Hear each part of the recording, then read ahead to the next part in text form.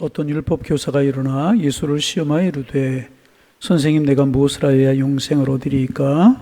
예수께서 이르시되 율법에 무엇이라 기록되었으며 내가 어떻게 읽느냐. 대답하여 이르되 내 마음을 다하며 목숨을 다하며 힘을 다하며 뜻을 다하여 주 너의 하나님을 사랑하고 또한 내 이웃을 내 자신과 같이 사랑하라 하였나이다. 예수께서 이르시되 내 대답이 옳도다. 이를 행하라. 그러면 살리라 하시니. 그 사람이 자기를 옳게 보이려고 예수께 여짜오되 그러면 내 이웃이 누구이니까? 예수께서 대답하여 이르시되 어떤 사람이 예루살렘에서 여리고로 내려가다 강도를 만나매 강도들이 그 옷을 벗기고 데려 거의 죽은 것을 버리고 갔더라. 마침 한 제사장이 그 길로 내려가다가 그를 보고 피하여 지나가고 또 이와 같이 한 레위인도 그곳에 이르러 그를 보고 피하여 지나가되 어떤 사마리아 사람은 여행하는 중 거기에 이르러 그를 보고 불쌍히 여겨 가까이 가서 기름과 포도주를 그 상처에 붓고 싸매고 자기 짐승에 태워 주막으로 데리고 가서 돌보아 주니라. 그 이튿날 그가 주막 주인에게 데나리온 둘을 내어 주며 이르되 이 사람을 돌보아 주라. 비용이 더 들면 내가 돌아올 때 갚으리라 하였으니 내 생각에는 이 세 사람 중에 누가 강도 만난 자의 이웃이 되겠느냐. 함께 보십니다. 이르되 자비를 베푼 자니이다. 예수께서 이르시되 가서 너도 위와 같이 하라 하시니라. 아멘. 하나님 아버지, 주님이 우리를 사랑하는 그 사랑에 변함이 없듯이 우리도 주님을 사랑하는 그 사랑에 변함이 없게 하시고 주님을 사랑하는 사랑에 변함없기에 하나님을 예배하고 하나님을 경배하고 하나님께 기도하는 그 마음의 중심, 우리의 자세도 변함이 없도록 인도하여 주셔서 주님 보시기에 온전하며 주님이 칭찬하실 만한 그런 믿음의 길을 걸어가는 저희들 되게 하여 주옵소서. 무더위가 계속이 됩니다. 우리의 마음이, 우리의 몸이, 우리의 영혼이 지치지 않게 성령님 붙들어 주셔서 주와 동행하는 아름다운 시간들 될 수 있도록 주님 축복하여 주옵소서. 오늘도 주님 은혜 사모하는 마음으로 주님의 성전에 올랐습니다. 하늘의 문을 여시고 은혜 허락하여 주옵소서. 우리가 기도할 때 우리의 기도 제목이 생각나고 우리의 기도가 하나님 앞에 상달됨이 경험되게 도와주옵시며 우리가 찬송할 때 찬송 속에 임하시는 주의 사랑을 보게 하시고 이 시간 주의 말씀 들으려고 합니다. 깨달을 마음 주시고 이해할 수 있는 마음 주시고 그 말씀 따라 행할 수 있는 믿음 허락하여 주시어서 주님 보시기 온전한 하나님의 사람들로 설 수 있는 저희가 되도록 주께서 인도하여 주옵소서. 예수님의 이름으로 기도하옵나이다. 아멘. 할렐루야. 예. 지난주에 이어서 오늘도 같은 본문입니다. 선한 사마리아인의 비유다, 그렇게 부르는 예수님께서 하신 말씀입니다. 지난주 우리가 나눈 말씀처럼 예수님께서 어느 날 이 말씀을 하신 것이 아니라 율법 교사가 예수님을 시험하려고 물어요. 예수님, 선생님, 무엇을 하여 영생을 얻으리까? 이제 그렇게 질문한 데서부터 시작이 됩니다. 그러자 하나님께서 율법에 뭐라고 기록이 되었느냐? 내가 율법을 가르치는 율법 교사였기 때문에 율법을 다 이제 알지 않느냐? 내가 어떻게 읽었느냐? 그러자 마음을 다하고 이제 뜻을 다하고 목숨을 다하고 힘을 다해 주 너의 하나님을 사랑하고 내 이웃을 내 자신같이 사랑하라 하였나이다. 이제 이렇게 이야기를 합니다. 그러면서 예수님께서 내 말이 옳도다. 이제 그러면서 이야기가 시작이 이제 됩니다. 우리가 이제 지난주에 나눴던 이야기들이니까 좀 생략하고 그래도 이제 이어지어야 되니까 기억해야 될 것 몇 가지 좀 이야기를 합니다. 이 사람이 지혜롭죠. 이제 지난주 우리는 이 말씀에서 강도 만난 사람에 관해서 말씀을 나누었습니다. 이 사람은 지혜롭지 못하고 준비가 없는 사람이었다. 그런 말씀을 우리가 묵상을 하고 나누었습니다. 예루살렘에서 여리고로 내려가는 길은 35km 정도 되는 그런 거리라고 말씀을 드렸죠. 보통 사람이 하루길로 부지런히 걸어가면 걸어갈 수 있는 길인데 그래서 이제 이스라엘 사람들, 유대인들도 이 예루살렘에서 여리고로 내려가는 길을 하루길이라고 그렇게 생각을 했고 내려가는 길이었으니까 하루길쯤 되었지만 또 올라가는 길은 조금 더 시간이 걸리는, 그러니까 여리고에서 예루살렘으로 올라가는 길은 시간이 좀 걸리는 이제 길이었던 것 같아요. 그런데 이 길에는 속칭 피의 길이라고 하는 별명이 붙어 있다. 이제 그런 말씀을 드렸어요. 길이 험하고 조금 음산했는지 강도가 자주 출몰해서 사람을 상하게 하는 그런 일이 많았기 때문에 피의 길이다라고 하는 별명이 붙어있는 그런 길이었습니다. 그러므로 이 사람이 피치 못해서 그 길을 가야 된다면 준비를 했어야만 된다는 거예요. 그죠? 사람들이 많이 이제 가는 시간에 함께 모여서 가든지 아니면 다른 길로 돌아서 가든지 아니면 우리가 속칭하는 말로 호위무사들이라도 동행을 하든지 그래서 이제 준비를 해가지고 이 길을 내려갔어야만 되는데 이 사람은 피의 길이라고 한 소문난 이 길을 아무런 준비 없이 내려가다 강도를 만나서 가진 것을 다 빼앗기고 몸이 상하고 거의 죽게 된 지경까지 이르게 되었다는 것입니다. 그래서 지난주에도 우리가 나누었지만 여러분 잘 준비하는 지혜가 필요한 것입니다. 잘 준비하는 지혜가 필요합니다. 그리고 하나님께서는요 잘 준비하는 사람을 들어 쓰시고 잘 준비함으로 주의 사역을 잘 감당하는 사람들을 축복하신다는 거예요. 그래서 늘 뭐 하는 이야기지만 우리 하나님의 사람들 육적으로도 우리가 준비해야 되겠지만 영적으로 잘 준비하는 게 중요합니다. 늘 말씀으로 준비하고 늘 기도로 준비하고 늘 주님이 나에게 주신 사명이 무엇인가 사명을 따라 살고 하나님이 나에게 주신 직분이 무엇인가 직분을 따라 살 때 주님 앞에 섰을 때 주님 앞에서 준비 없는 모습으로 서는 것이 아니라 잘 준비된 모습으로 서서 주님이 칭찬하시는 그런 사람들이 되어야 될 것이라는 거예요. 여러분 잘 준비하는 여러분들 되시기를 주님의 이름으로 축복합니다. 두 번째, 이런 사람을 이용한 사람이 있다. 그런 말씀 기억나십니까? 이런 사람을 이용하는 사람도 있다. 본문에 강도라고 표현된 사람이 그런 사람인 것입니다. 다른 사람의 약점을 이용해서 내 유익을 삼으려고 하는 사람, 어려움을 당한 사람을 이용해서 내 경제적이고 내 삶의 유익을 얻으려고 하는 그런 사람들이 틀림없이 있어요. 여러분 주변에 보세요. 나를 도와주려고 하는 사람보다 내게 도움을 받으려고 하는 사람이 더 많아요. 근데 단순히 도움받으려고 하는 사람이 있는 건 괜찮은데 내가 어려울 때 내가 힘들 때 그 나의 어렵고 힘든 것을 통해 자기의 유익을 얻으려고 하는 사람들이 많이 있다는 거예요. 이제 오늘 지난주에 나눴던 이런 말씀들 이렇게 쭉 묵상하면서 어떤 이제 형제가 생각이 났어요. 형제가 있었어요. 어려서 가정이 이제 경제력을 여의치 못해서 공부를 많이 못한 그런 형제였었습니다. 형이 일찍 기술을 배운 거예요. 열심히 기술을 배우고 허리띠 졸라매고 절약하는 삶을 살아서 자그마한 공장 하나를 시작했습니다. 밤잠 안 자고 먹을 것 안 먹고 열심히 절약하며 일해서 밥 먹고 살 만큼 자그마한 사업을 일구었습니다. 그런데 이 형님이 너무 고생을 많이 했기 때문인지 병을 얻어서 그만 일찍 세상을 떠나고 말았습니다. 그래 동생이 이제 그 사업을 이제 가지게 이제 된 것입니다. 그의 아들이 어려서 사업을 가질 만한 형편이 못 되고 운영할 만한 형편이 못 되고 하여튼 형 집에서 그 사업을 이어갈 만한 형편이 못 돼서 동생이 어부지리로 그 사업을 맡게 이제 된 것입니다. 그다지 크지는 않지만 뭐 그 사업을 그래도 이제 나름대로 열심히 이제 운영을 했던 것 같아요. 직원 몇 명을 두고 일할 수 있는 그런 사업자가 되었습니다. 그러면 그 형님들 가족, 형수님, 어린 조카들 잘 돌봐주고 여러분 살게 해드려야 되는 것 아니겠습니까? 먹고 살만하니까. 조금 여유가 되도록 공장을 운영하니까 그렇지 않습니까? 잘 보살펴 드려야 되는 것 아니겠습니까? 그런데 이 동생이 형님 남은 가족들을 돌봐드리지 않은 겁니다. 그래서 불편하고 형제뿐이 없는 그런 가정에 서로 담을 쌓고 서로 왕래도 안 하는 그런 가정. 여러분 이런 일들 우리가 이제 어렵지 않게 들어보는 그런 일 아니었겠습니까? 어려울수록 도와주고 내가 유익을 얻었으면 그 이상으로 갚는 것이 하나님의 사람이고 신앙의 사람이고 아니 그렇지 않더라도 정상적인 그런 삶이 아니겠습니까? 비록 본인이 노력을 해서 조금 더 키우긴 키웠지만은 그 형님이 기초를 다져놓았기 때문에 그 형님의 남은 가족을 돌보는 것이 마땅한 것 아니겠습니까? 남 대하듯이 모르는 사람 대하듯이. 근데 여러분 이런 일들은 우리가 어렵지 않게 듣는 그런 일들이 참 요즘은 이제 뭐 사람들이 깨이고 그래서 그런 일들이 없었지만 전에 우리 그런 일을 심심치 않게 들었잖아요.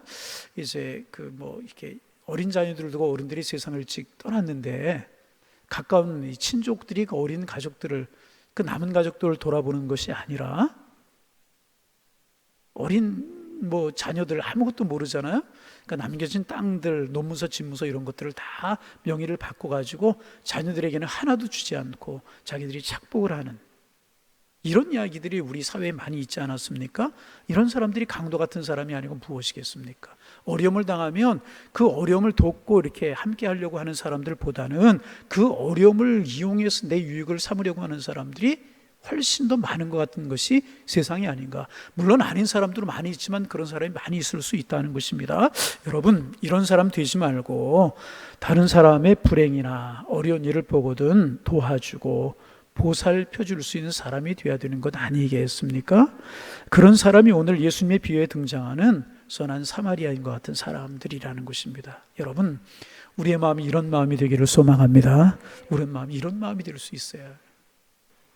여하튼 이제 이 사람이 예루살렘에서 여리고로 내려가다가 강도를 만나서 다 빼앗기고 두들겨 맞았는지 하여튼 몸에 상처를 입고 쓰러져 있었습니다. 성경에 보면 거의 죽은 것을 버려두고 갔더라. 그 죽은 것처럼 이 사람이 이제 돼버리고 말았다는 것입니다. 얼마나 두들겨 맞았는지 아니면 칼에 찔렸는지 거의 죽은 것 같이 되어서 쓰러져 있었습니다. 그때에 오늘 성경에 보면 한 제사장이 그리로 지나가다 그를 보았습니다. 우리 같이 한번 읽어볼까요? 31절 읽습니다. 마침 한 제사장이 그 길로 내려가다가 그를 보고 피하여 지나가. 제사장이 때마침 그 길로 이제 내려가게 되었습니다. 그런데 이 제사장은 그를 보고 피해갔다. 그를 보고 어떻게 했다고요? 피해가 그렇게 기록하고 있습니다.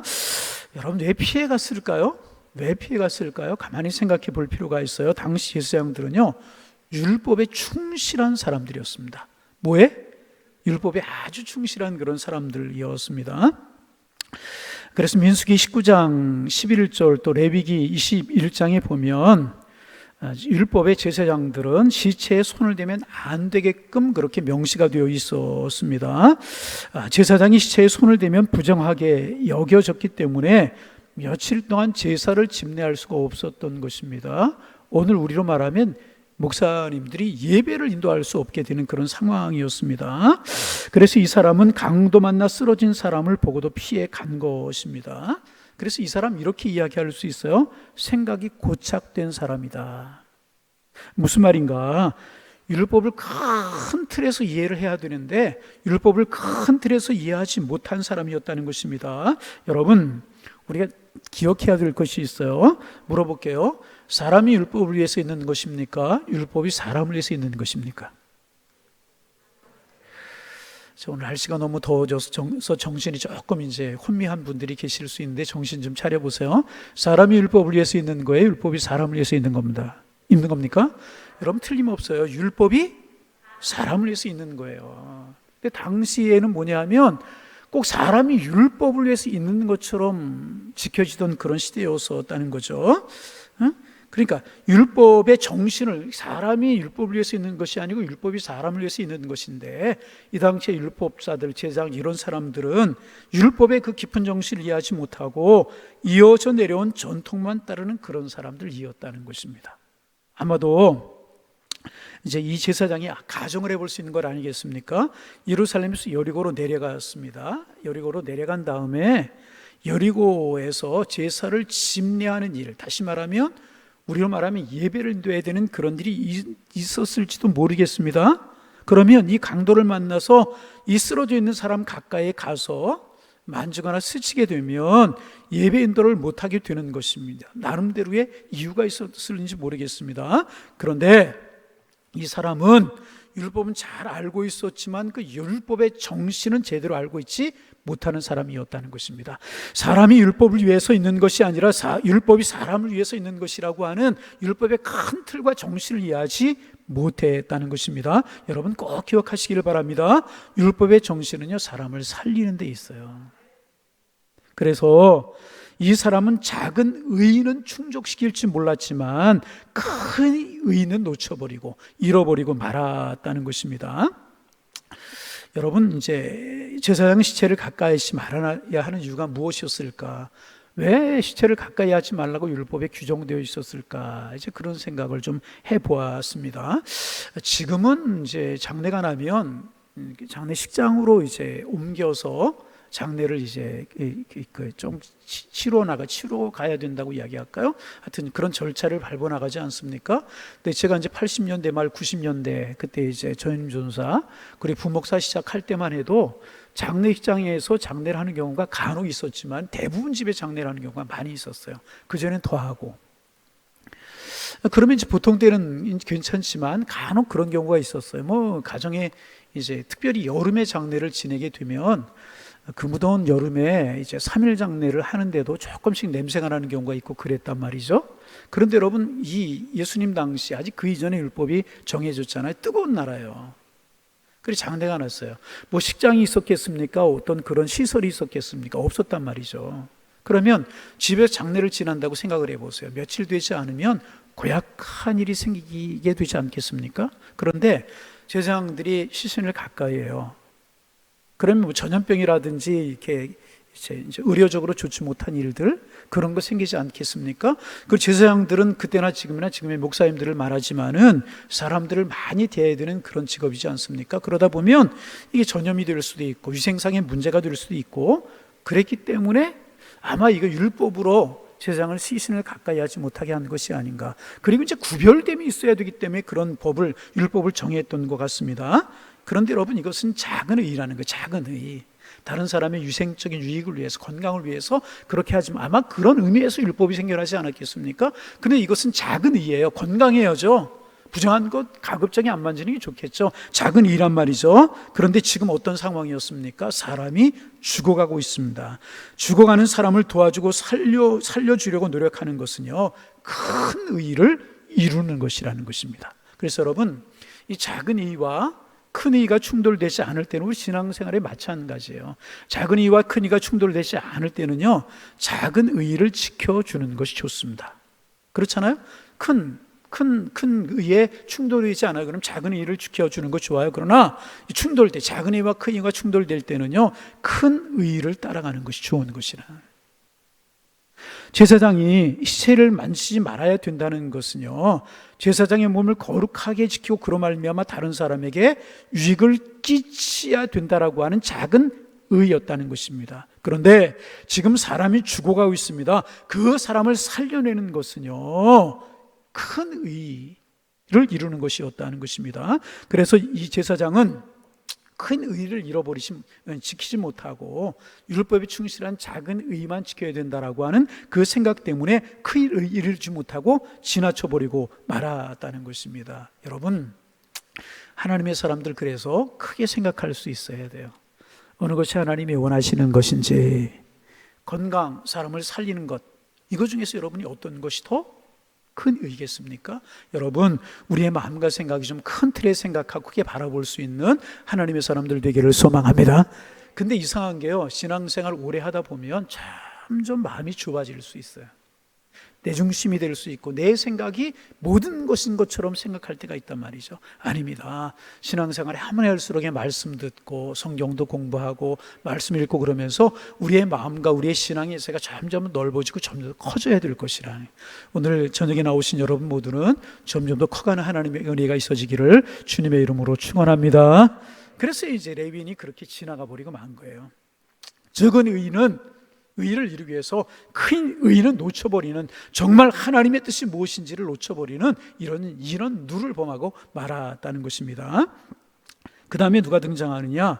레위인이 등장을 합니다. 자, 32절 말씀 같이 한번 읽습니다. 소리내어 읽습니다. 또 이와 같이 한 레위인도 그곳에 이르러 그를 보고 피하여 지나가되. 이 레위인은 제사장보다는 조금 더 지적인 능력이 있었던 사람인 것 같아요. 여러분, 이제 앞에 나오는 제사장과 이 레위 사람을 조금 비교해 보세요. 자, 우리가 32절 읽었으니까 31절을 다시 한번 읽어봅니다. 마침 한 제사장이 그 길로 내려가다가 그를 보고 지나가는. 자, 제사장은 어떻게 했어요? 그를 보고 왜 그랬어요? 율법에 정한 것이기 때문에 피하여 지나갔단 말이죠. 나는 제사장인데 만지면 안 되지, 부정해지면 안 돼. 그리 지나갔어요. 32절 다시 한번 읽습니다. 또 이와 같이 한 레위인도 그곳에 이르러 그를 보고 피하여 지나가되. 그를 보고 어떻게 했어요? 피하여 지나갔다. 그렇게 기록하고 있습니다. 여러분, 제사장과 레위인이 어떤 차이가 있어요? 제사장은 어떤 차이가 있습니까? 멀리서 보고 저 사람 죽었구나. 나 제사장이니까 시신을 만지면 안 돼. 그리고 이제 갔다 하는 거죠. 그런 레위는 아마도 가까이 가서 살펴보는 것 같아요. 그리고 생각을 했을 것입니다. 그리고 피해 갔습니다. 여러분, 누가 더 나쁠까요? 두 사람 다 의로운 사람은 아니에요. 그럼 누가 더 나쁠까요? 예? 따지기 어렵지만 굳이 이야기한다면 레위인이 더 나쁜 사람이 아닐까. 왜 그러냐면 제사장은 자기의 고착화된 생각 때문에, 율법에 정한 규례 때문에 제사장은 시신을 만지면 안 돼 하는 생각 때문에 피해갔어요. 멀찌감치 피해갔어요. 근데 레위인은 아마도 생각을 해봤을 것이라는. 어떤 생각을 했을까요? 이 사람 정말 죽었나? 뭐 그런 생각도 했겠죠. 아니면 조금 숨이 좀 붙어있나? 막 그런 생각을 했을지도 모르겠어요. 그러다가 이 사람의 생각이 어디에까지 이뤘을 것 같습니까? 내가 괜히 이 사람 일에 관여했다가 골치 아픈 일에 휘말리게 되는 건 아닌가? 내가 좀 아직도 가는 길이 남아있는데 이 사람을 손댔다가 괜히 내 길까지 어려움이 되고 내가 가는 길까지 방해를 받는 것은 아닌가? 아니, 주변에 강도가 이 사람을 미끼로 이렇게 던져놓고 나도 이 사람에게 가까이 갔다 나도 이런 일을 당하는 것 아닌가? 이런 생각을 많이 했을지도 모르겠습니다. 그러니까 이제 구태여 이야기한다면 제사장은 고지식한 자기의 생각 때문에, 율법 때문에 그냥 자나간 사람입니다. 그런가 하면 이 레위인은요, 짧은 시간 동안에 계산을 한 것입니다. 어떤 것이 유익이고 어떤 것이 손해인가 계산을 한 것입니다. 만약에 여러분 이렇게 가서 보았는데 강도들이 뺏어가고 남은 것이 있어요. 손에 왕이 끼는 반지가, 왕자들의 반지가 끼워져 있다거나 아마 보석품이 있다거나 그렇다면 이 사람이 어떻게 행동을 했을지도 모르겠습니다. 그러므로 이 사람은요, 얍삽한 사람, 다시 말하면 계산적인 사람. 이 계산적인 사람을 바꿔서 이야기하면 이렇게 이야기하죠. 머리 굴리는 사람. 막 머리 굴리는 사람이 우당탕탕탕 막 머리 굴리는 소리가 나요. 그러면서 하나님의 일을 판단하는 사람, 이런 사람이라는 것입니다. 여러분, 죄송하다고 말씀을 드리면서 그러나 이야기를 해야 됩니다. 교회에서 이렇게 일하는 사람들, 이렇게 예배하는 사람들이 있을 수 있다는 거예요. 자꾸 계산해요. 나에게 어떤 것이 유익인가. 심지어는요, 예배하는 일하고 내 다른 일하는 것하고도 계산하는 사람이 있어요. 내가 이 시간에 예배하는 일이 유익할까? 다른 곳에 가는 일이 유익할까? 여러분, 예배가 계산의 대상이 되는 것입니까? 여러분 한번 생각해 보세요. 예배가 계산의 대상이 되고 따지는 대상이 되는 것이냐 말이죠. 자꾸 계산하는 사람, 이렇게 하면 사람들이 어떻게 볼까? 내가 이것을 함으로 내가 계획하고 뜻하는 일이 유익이 될까 손해가 될까? 자꾸 계산, 내가 이것을 드림으로 어떤 결과를 얻을 수 있을까? 참 계산하는 사람들이 있어요. 이런 분들 보면 참 피곤해집니다. 너무 계산이 많아요. 신앙생활 하는데, 믿음 생활 하는데, 여러분, 우리가 봉사하고 헌신하는 이유가 무엇입니까? 하나님 나에게 베푸는 사랑이 크기 때문에 죄를 말미암아 죽을 수밖에 없어 나를 구원하시고 나에게 천국 시민 되게 하시고 하나님의 자녀가 되었다라고 하는 이 사실에 감동이 되어서 내가 예배하고 헌신하고 내가 봉사하는 그런 사람이 되어야 되는데, 자꾸 내가 이 일을 하면 내가 이런 계획을 가지고 있는데 내가 도움이 될까 도움이 되지 않을까, 이거 하면 다른 사람이 어떻게 볼까, 너무나 계산이 많은 사람이 있습니다. 여러분, 하나님은요, 우리의 마음을 보시는 분이신 줄로 믿습니다. 따지고 조금 보림 좀 올려주세요. 자꾸 따지고 계산하는 그 마음도 하나님이 다 감찰하고 계신다네. 내가 유익인 것처럼 생각할 때도 하나님이 막으시면 절대로 그건 도움이 되지 않는다는. 그러나 내가 손해보는 것 같을지라도 하나님이 그 길을 여시면 내가 생각지도 못했던 축복이 우리의 것이 되게 되는 줄로 믿습니다. 내가 하나님 앞에서 했어요. 하나님께 받은 은혜와 사랑이 고마워서 순수한 마음으로 했어요. 그것을 사람이 보고 인정하면 감사한 것이죠. 목회자들에게 인정받으면 고마운 것이죠. 그러나 사람이 인정받지 못하고 사람이 목회자가 알아주지 않더라도 변함없이 한결같이 하나님 앞 행하시는 그 마음이 중요하고 그 마음이 아름다운 것 아니겠습니까? 여러분, 계산해보고 따져 보면서 그 일을 한다라고 하면 이미 믿음에서 신앙이 떠나기 시작하는 것이라, 순수함을 잃어버리기 시작하는 것이라. 레위인을 비유하자면 그와 같은 사람이라. 그와 같은 사람. 이런 모습은 하나님 앞에서 악한 모습이에요. 교활한 모습이라. 먼저 지나간 제사장 무지함으로, 완고함으로 그렇게 행했다고 이야기할 수 있어요. 율법에 얽매여서. 그러나 레위인은요, 교활함으로, 악함으로 그 일을 행한 사람이라는 것입니다. 여러분 주님이신 지혜로운 사람이 되어야 되는데, 이렇게 순수하고 순박한 지혜, 하나님이 원하시는 지혜를 가져서 하나님 앞에 선하게 행하실 수 있는 하나님의 사람들 되시기를 소망합니다.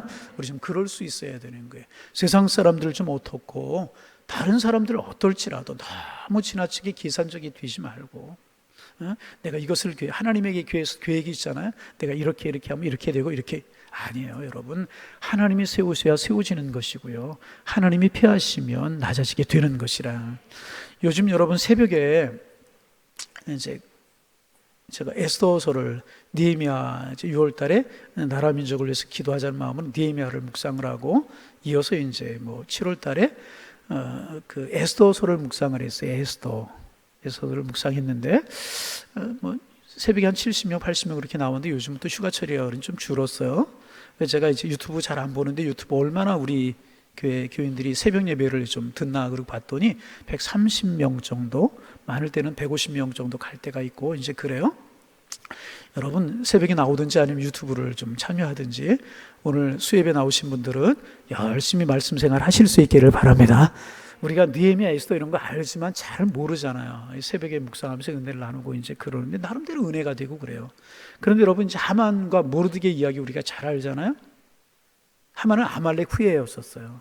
아말렉은 이제 전통적으로 이스라엘 백성들과 원수간 그런 사람들이었거든요. 사울 때 하나님께서 사울에게 아말렉 족속들을 진멸하라고 했는데, 사울이 진멸하지 못해서 끝까지 이스라엘 백성들을 괴롭히는 민족이 된 민족이 아말렉 족속이에요. 근데 그들이 이제 원수 외나무들에서 만난다고 그 페르시아라고 하는 나라에서 만나게 된 것입니다. 그 하만이 총리였었고, 모르드게가 이제 문을 지키는, 성문을 지키는 그런 일을 하는 그런 사람들이었는데, 자세한 사항을 다 이해할 수 없고, 이제 모르드게가 하만이 잘못된 사람이라고 하는 것을 알고 사람들이 다 그가 지나갈 때 절하고 엎드리는데, 모르드게는 그렇게 하지 않습니다. 그러니까 이제 하만이 모르드게를 괘씸하게 여기서 어느 민족인가 알아봤더니 유대 민족이란 말이죠. 유대 민족을 전부 다 진멸시키려고 하는 계획을 세워요. 그것을 모르드게가 듣고 에스더에게 이야기하죠. 근데 그 당시에 이제 그 나라의 법도는 아무리 왕비일지라도 왕이 부르지 않았는데 왕 앞에 나아가면 죽임을 당하는 그런 풍습이 있었단 말이죠. 모르드게가 왕에게 가서 이런 억울한 일을 좀 고해라 그랬대. 에스더이 그 이야기를 하는 거예요. 30일 동안 벌써 왕에게 부름을 받지 못하고 있었단 말이죠. 그때 모르드게가 뭐라고 이야기를 해요? 내가 왕 후로 선택받은 것은 이때를 위함인지 어떻게 하느냐. 그렇죠? 그러자 에스더가 이제 당신과 우리 유대민족은 나를 위해서 이 민족을 기도해 주세요. 그래서 금식하며 기도하죠. 그리고 죽으면, 큰 소리 좀 한번 해보세요. 여러분 죽으라는 거 아니니까. 예. 어떻게? 죽으면 죽으래요. 그리고 왕 앞에 나아가요. 근데 왕이 후를 내미는 거예요. 왕이 부르지 않았는데도 왕 앞에 나가 살 수 있는 길은 뭐냐면, 왕이 들고 있는 그 수를 내놓으면, 그러면 이제 살게 되는 것인데, 하여튼 그렇게 돼가지고 여러 가지 이제 과정들은 생략하고 역전이 됩니다. 역전이 돼요. 어떻게 역전이 됩니까? 모르드게를 달려고 했던 그 장대 끝에 하만이 목이 달려요. 그리고 이스라엘 백성들이 전부 다 살아나게 되고, 모르드게가 총리가 되고 왕의 반지를 끼는 사람이 되게 되었다는 거죠. 여러분, 사람의 계획대로 되는가요? 아니요. 하나님이 하셔야만 되는 것이라. 너무 지나치게 신앙생활하는 일에, 헌신하고 봉사하는 일에, 세상 일과 예배일, 세상 일과 헌신하는 일, 내가 맡은 직분 이거 따지고 절질하지 말고 단순하게 하나님의 일에 충실하고, 단순하게 예배하고, 순수하게 주님을 섬기고, 순수하게 하나님을 따라가면 하나님이 세우시고 하나님이 축복하실 줄로 믿습니다.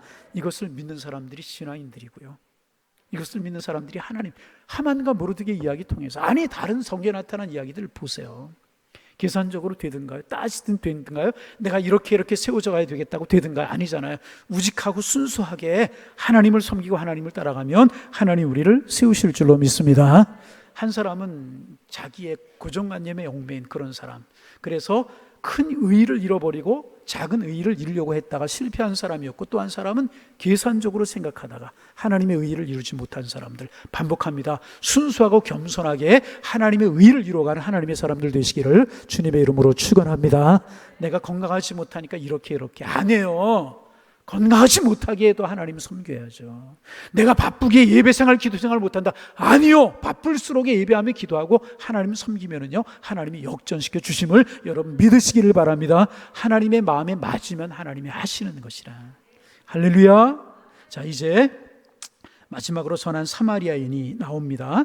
그는 어떻게 행동을 하는가? 33절 34절 말씀 같이 한번 읽어봅니다. 큰 소리를 읽어요. 어떤 사람이 34절 가까이 가서 기름과 포도주를 그 상처에 붓고 싸매고 자기 짐승에 태워 주막으로 데리고 와서 돌봐주니라. 여러분, 이 사마리아 사람은요 유대인을 도와주어야 될 사람이 아니었었어요. 우리가 사마리아 사람과 유대인의 관계를 이제 알고 있죠. 유대인들은 사마리아 사람들을 상종하지 않으려고 그랬어요. 그래서 요즘은 개라고 하는 표현을 그런데 이렇게 이용해서 쓰면 잘못하면 제재를 받을 수 있을지 몰라요. 요즘에는 가정에서 강아지가 굉장히 중요한 그런 시대가 되었어요. 그런데 하여튼 그 당시에 개가 이제 하여튼 뭐라고 이야기 취급을 받지 못할 때 유대인들은 사마리아 사람들을 개처럼 취급했단 말이에요. 사람 이하의 사람으로 취급을 했단 말이죠. 우리가 이제 아는 이야기지만 조금 더 역사적인 그런 이제 흐름을 좀 살펴볼 필요가 있어요.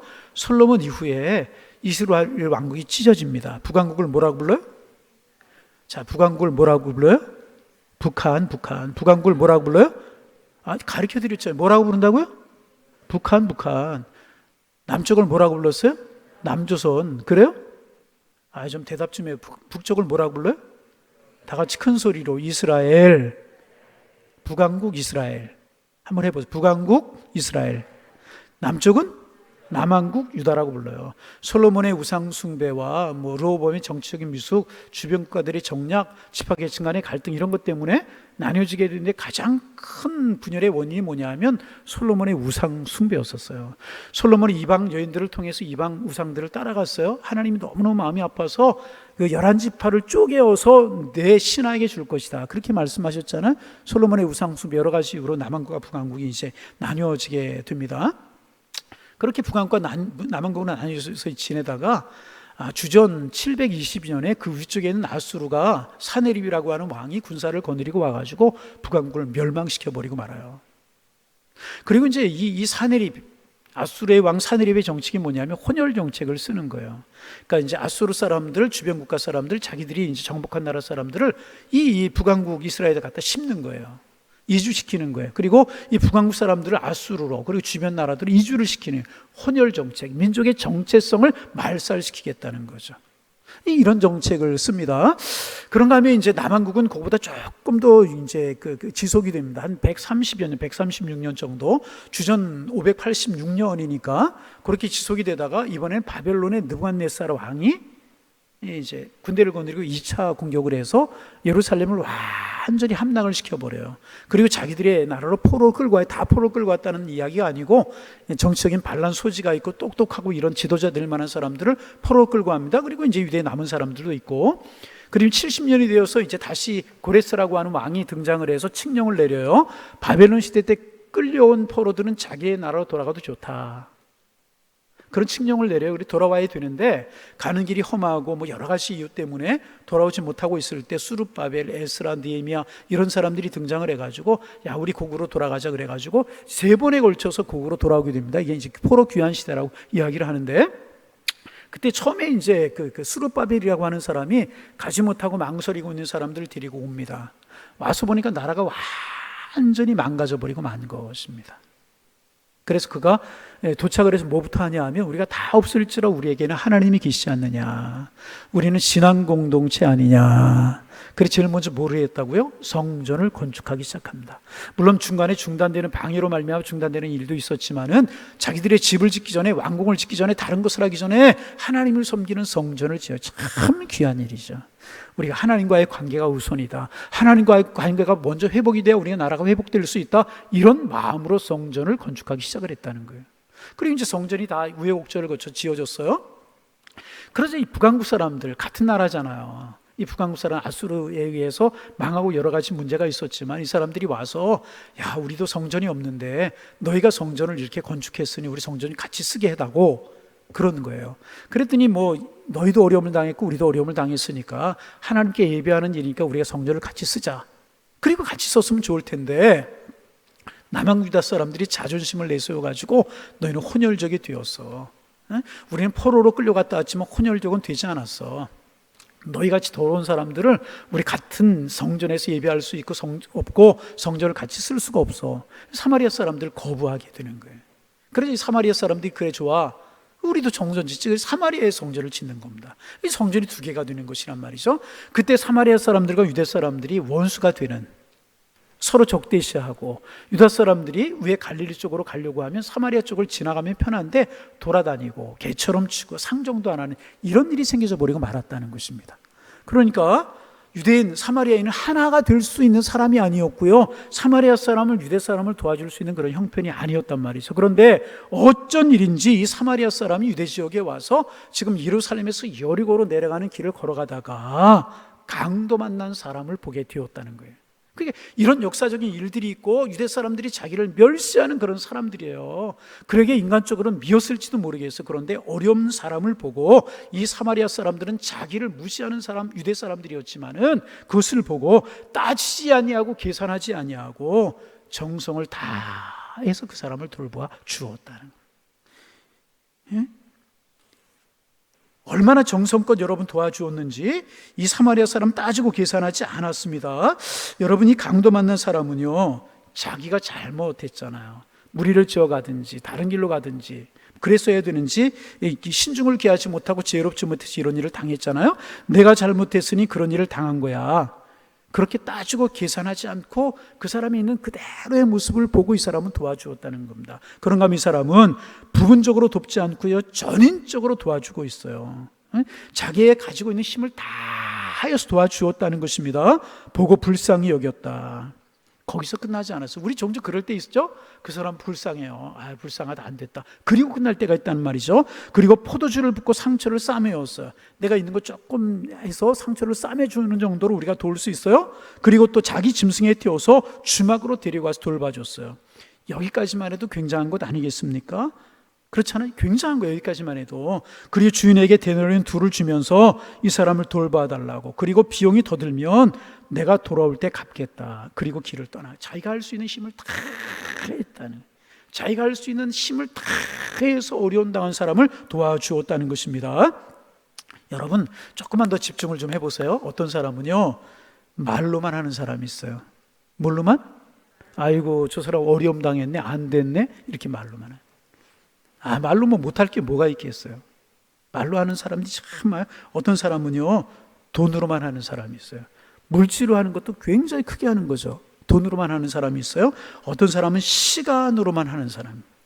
그런데 이 사람은 지금 그의 시간과 그의 물질과 그의 정성을 다해서 전인격적으로 이 강도 만난 사람을 다 도와주고 있다는 거예요. 안 도와줘도 그만이에요. 자기들을 멸시하는 사람이에요. 그래, 정성을 다 하고 있다. 한 데나리온은 당시 노동자의 하루의 품값이라고 그러죠. 그러니까 요즘 뭐 노동자 하루의 품값을 얼마 보면 되겠어요? 15만 원, 20만 원? 20만 원 보면 되겠습니까? 적지 않은 거죠. 내 것을 그렇게 하기 쉽겠습니까? 이렇게 자기에게 돌아올 유익이 있는 것도 아니었다는 것입니다. 그리고 여러분, 주막에 들렸으니 시간적으로 얼마나 손해가 됐겠어요.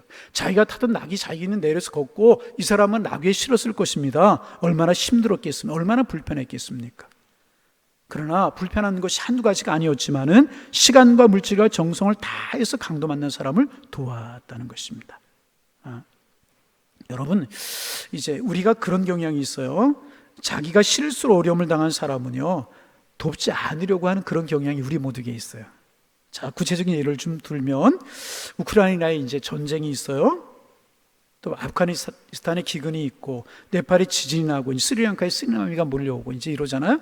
그러면 이제 우크라이나를 도웁시다, 스리랑카를 도웁시다, 네팔에 지진이 났으니까 우리 도웁시다. 그러면은 자기들의 잘못이 아니라 이제 이런 일들로 천재지변이라든지 이런 것으로 고통을 당하는 사람들이 있으면 도우려고 하는 마음이 있어요. 그래서 성금도 실제로 많이 되고, 그런데 자기의 실수로 어려움을 당한 사람에게는요 마음이 좀 인색해지는 것이 인간의 본성이에요. 그죠? 자기의 실수, 자기가 그래도 그랬는데, 이런 마음 가질 수 있다는 것입니다. 그런데 이 사마리아 사람 지금 그렇지 않았다는 것입니다. 실수가 있어요. 실수가 조심했어야 되는데 무리를 지어서라도 갔어야 돼. 그렇지 않았다는 것입니다. 그리고 또 이 여러분 이 유대인들 때문에 사마리아 사람들이 얼마나 어려움을 당하고 있습니까? 사람 취급도 받지 못하는 그런 사람들이었다는 것입니다. 여러분 그런 거 있잖아요. 좀 더 보세요. 자, 여러분 멸시하는 사람이 멸시받는 사람 돕기는 쉬워요. 멸시하는 사람, 멸시받는 사람을 돕기는 쉽습니다. 그러나 멸시받는 사람이 멸시를 하는 사람을 돕기는 쉽지 않습니다.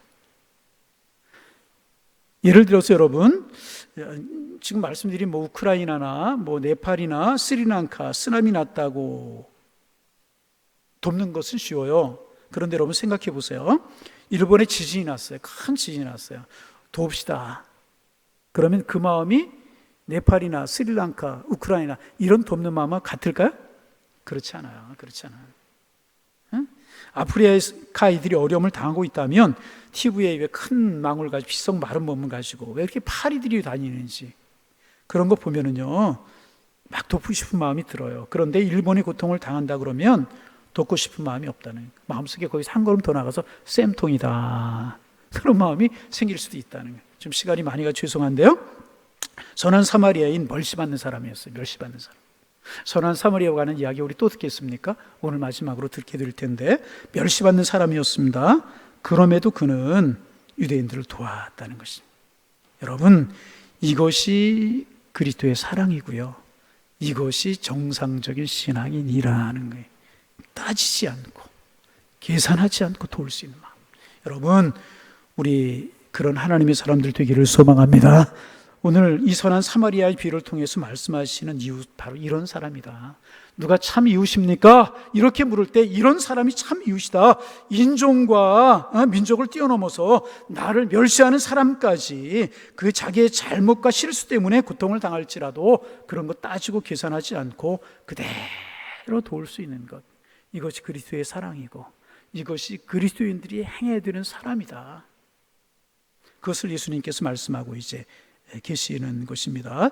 여러분, 이 예수님의 말씀을 마음속에 간직하고 우리도 이와 같이 하나님을 사랑하고 이웃을 사랑하는 하나님의 사람들이 되셔서 마지막 절, 자 36절 30절을 읽는 것으로 오늘 말씀을 마치려고 합니다. 30절 30절 읽습니다. 내 생각에는 이 세 사람 중에 누가 강도 만난 자의 이웃이 되겠느냐? 이르시되 자비를 베푼 자니이다. 예수께서 이르시되 가서 너와 같이 하라 하시니라. 할렐루야. 예. 이런 사랑 우리 주님께로부터 받았으니 이런 사랑 베풀어서 주님의 사랑이 우리를 통해서 흘러가는 은혜가 있어지기를 바라고, 참다운 이웃으로서의 삶을 살아가는 하나님의 사람들이 다 되실 수 있기를 주님의 이름으로 축원합니다.